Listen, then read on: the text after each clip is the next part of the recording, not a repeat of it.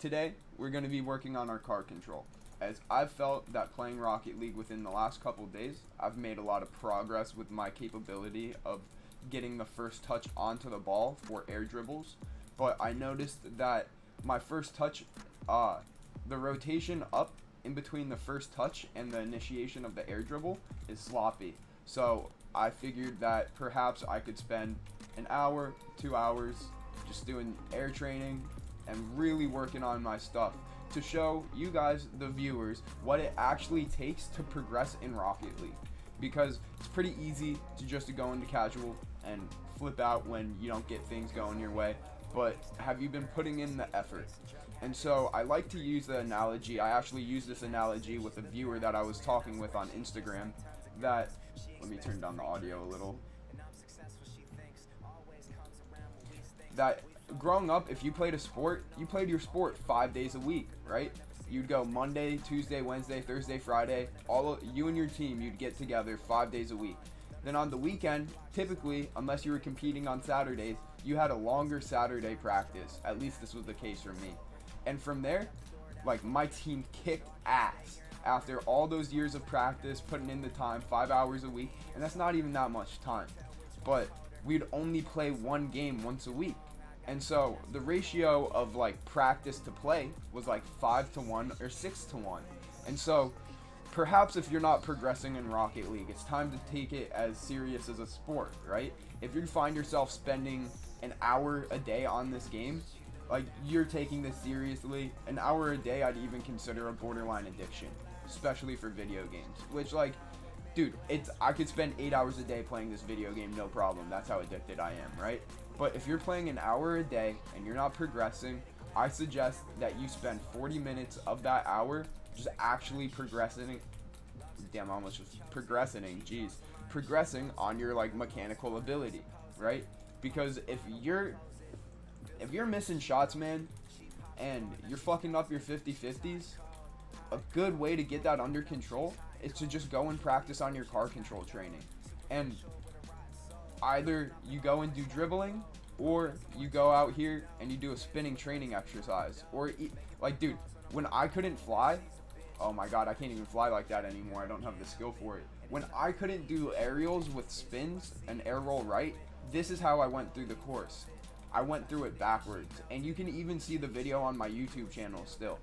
And I thought I was a god being able to do this. It clicked, it made sense. If you've ever flown like a plane in a video game, typically the controls are inverted, and that's the case with this.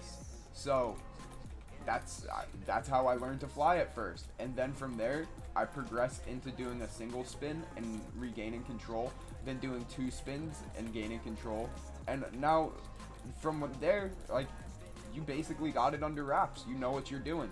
You can do 2 spins and regain control. Now that means if you have to do like 1, 2, then like, okay, 1, 2, okay, we got control again. 1, 2, dude, that's okay. Like, baby yourself. Don't become your biggest enemy playing this game, where all of a sudden, because something doesn't go right, you're getting angry and you're just queuing up again and you're playing worse because you're on tilt. Like, that's not the goal here. The goal here is to get better with every day.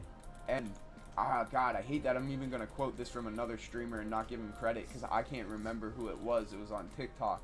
I will give this guy credit once I like figure out who he is. Every single game is experience.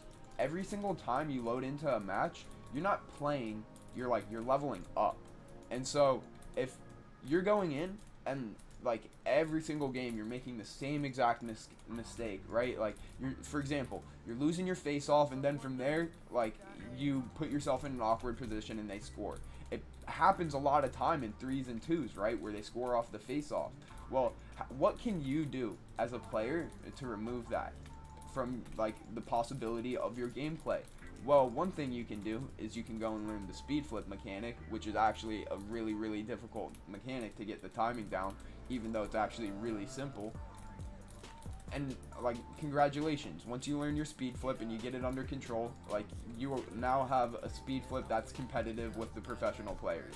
Now, it may not be as fast as you have to like really dial it in and get a hang of it, but you are now at a point where it's no longer your face-off that should be throwing your game.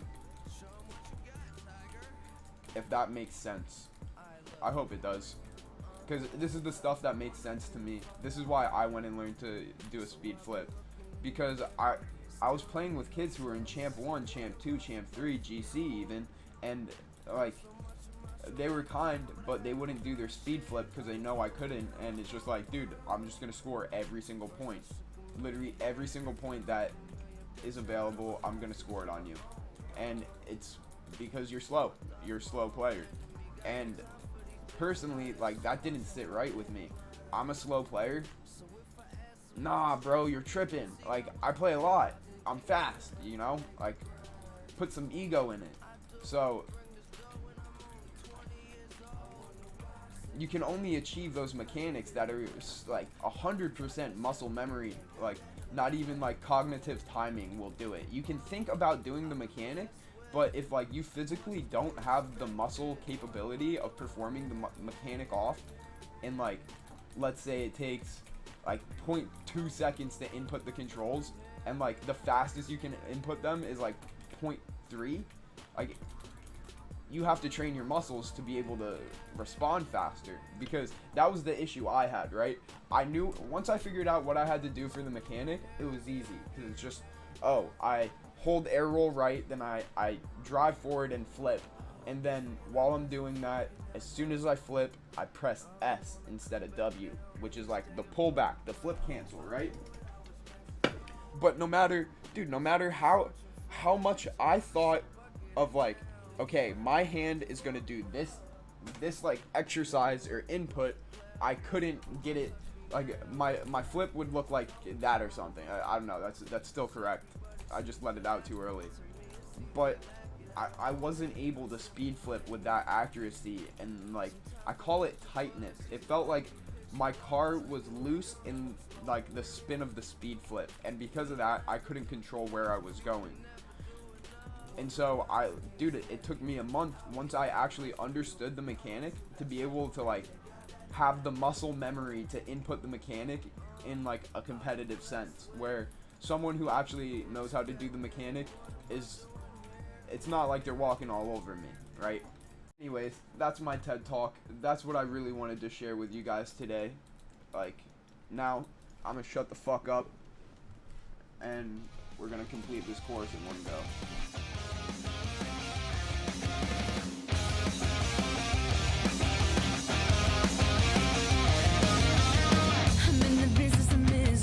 Take it from the top. She's got a body like an hourglass, ticking like a clock. It's a matter of time before we all run out. When I thought he was mine, she caught him by the mouth. I waited a long run, she finally set him free. I told him I couldn't lie, he was the only one for me. 2 weeks and we caught on fire. She's got it out for me, but I wear the biggest smile.